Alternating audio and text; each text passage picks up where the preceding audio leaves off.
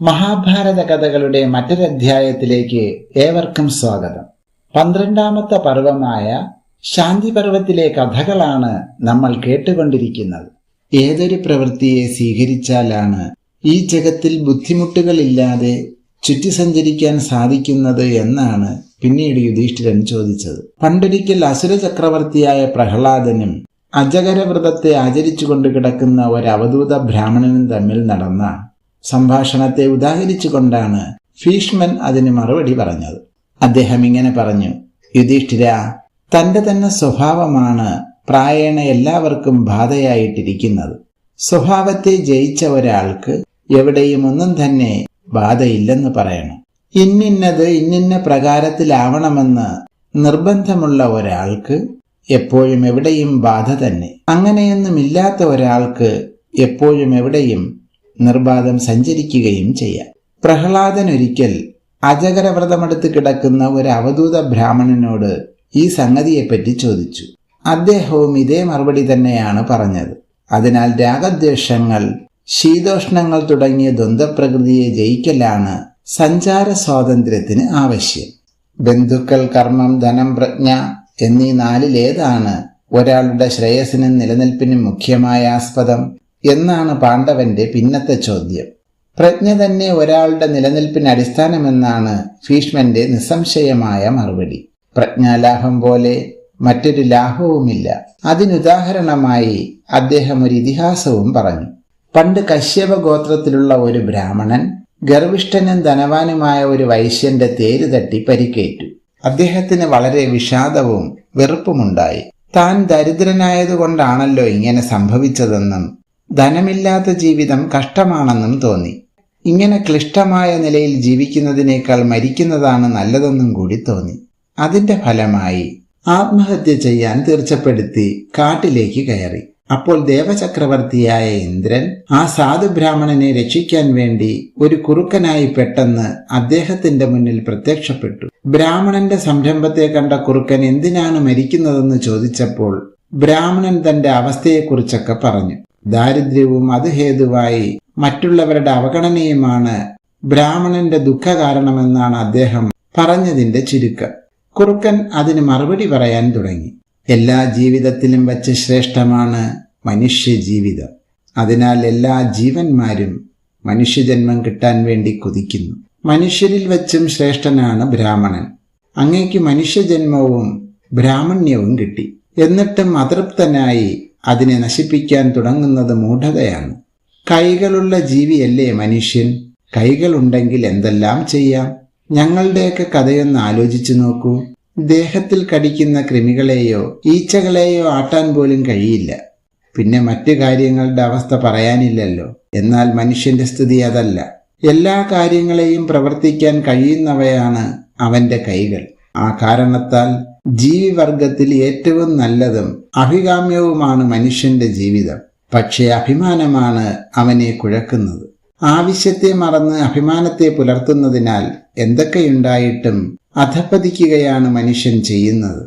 എന്റെ അവസ്ഥ തന്നെ നോക്കൂ. പൂർവജന്മത്തിൽ ഞാനൊരു പണ്ഡിതനായിരുന്നു.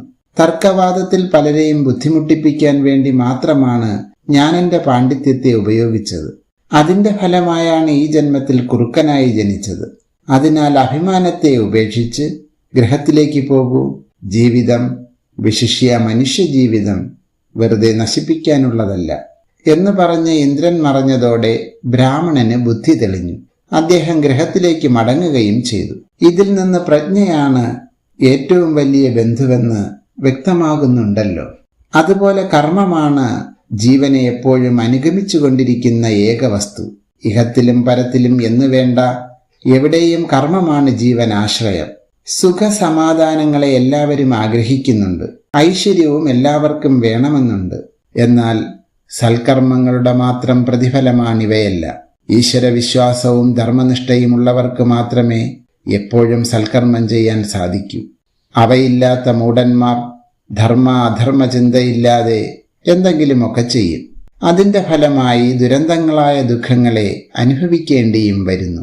പ്രജ്ഞാശുദ്ധി ഉണ്ടാവാതിരിക്കും കാലത്തോളം എത്രയൊക്കെ ദുഃഖം അനുഭവിച്ചാലും പിന്നെയും ദുഷ്ടകർമ്മങ്ങളെ തന്നെ ചെയ്യാൻ തോന്നും.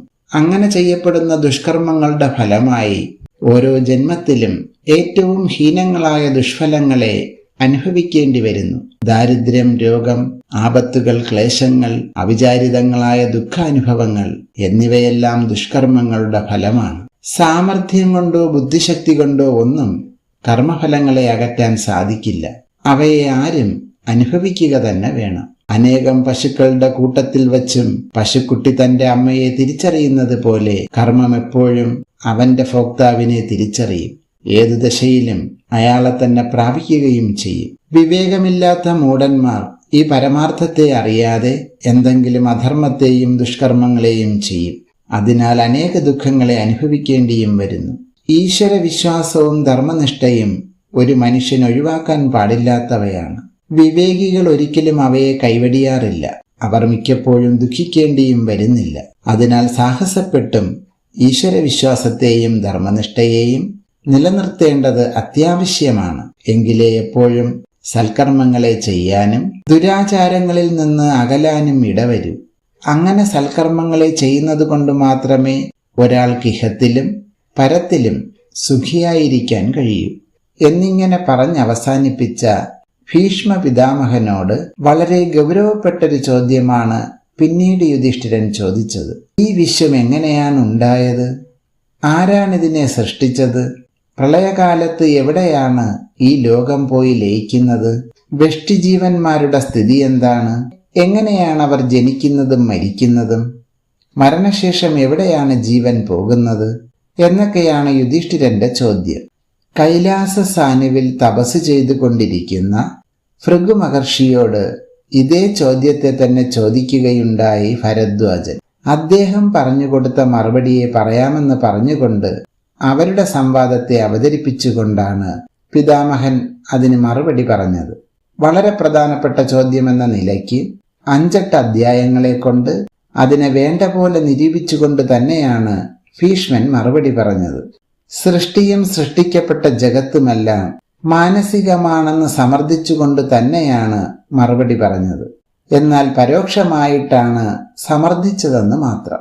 അപരിച്ഛിന്ന സച്ചിദാനന്ദാകാരമായ ബ്രഹ്മതത്വത്തിൽ നിന്ന് ആദ്യം തന്നെ മനസ്സെന്ന ദേവൻ ഉണ്ടാകുന്നു എന്ന് പറഞ്ഞുകൊണ്ടാണ് ആരംഭിക്കുന്നത്.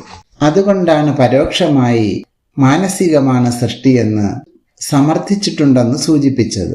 അതിൽ നിന്ന് മഹത്തത്വം, അഹന്തത്വം, ത്രിഗുണങ്ങൾ, പഞ്ചതന്മാത്രകൾ, ആകാശാദി പഞ്ചഭൂതങ്ങൾ, ഇന്ദ്രിയങ്ങൾ ഇവയെല്ലാം ഉണ്ടാകുന്നു. അനന്തരം ആവക തത്വങ്ങളെല്ലാം കൂടിച്ചേർന്ന് ഹിരണ്യഗർഭൻ അല്ലെങ്കിൽ നാരായണ സ്വരൂപം വ്യഞ്ചിക്കപ്പെടുന്നു.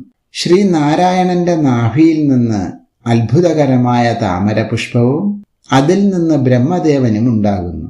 പിന്നീട് ബ്രഹ്മദേവൻ പൂർവക്രമത്തിനനുസരിച്ച് സൃഷ്ടിയെ നിർവഹിക്കുന്നു. എന്നിങ്ങനെ പൗരാണിക സമ്പ്രദായത്തെ മുൻനിർത്തിക്കൊണ്ട് തന്നെയാണ് സൃഷ്ടിക്രമത്തെ ഉപന്യസിച്ച് പറഞ്ഞുകൊടുത്തത്. ചിലയിടങ്ങളിൽ ചില വ്യത്യാസങ്ങളുണ്ടെന്ന് മാത്രം. പ്രളയവും ഏതാണ്ട് പൗരാണിക സമ്പ്രദായത്തിൽ തന്നെയാണ് ഉപദേശിക്കുന്നത്. ഭൂതഭൗതിക പ്രപഞ്ചങ്ങളൊക്കെ ബ്രഹ്മദേവനിലും, ബ്രഹ്മദേവൻ ശ്രീനാരായണനിലും, നാരായണൻ മാനസദേവനിലും, മാനസൻ ബ്രഹ്മത്തിലും ലയിക്കുന്നു. അങ്ങനെ സൃഷ്ടിസ്ഥിതി സംഹാരങ്ങളുടെ സ്വഭാവങ്ങളെ സാമാന്യമായി വിസ്തരിച്ച് പറഞ്ഞു കൊടുത്ത ശേഷം ആകാശവായു ആദി ഭൂതങ്ങളുടെ വ്യാപ്തി വിശേഷങ്ങളെയും അവയുടെ പ്രത്യേക ശക്തികളെയും വ്യഷ്ടിജീവന്റെ സ്വഭാവത്തെയും കർമ്മപ്രചോദനത്തിലൂടെ നടന്നുകൊണ്ടിരിക്കുന്ന ജനന മരണങ്ങളെയും പുനർജന്മ സമ്പ്രദായത്തെയും കൂടി സാമാന്യമായി പറഞ്ഞുകൊടുത്തുകൊണ്ടാണ് ആ പ്രകരണം അവസാനിക്കുന്നത്. ഈ കഥാഭാഗങ്ങൾ ഇവിടെ പൂർത്തിയാകുന്നു. ബാക്കി കഥകൾ അടുത്ത ഭാഗത്തിൽ കേൾക്കാം. നന്ദി.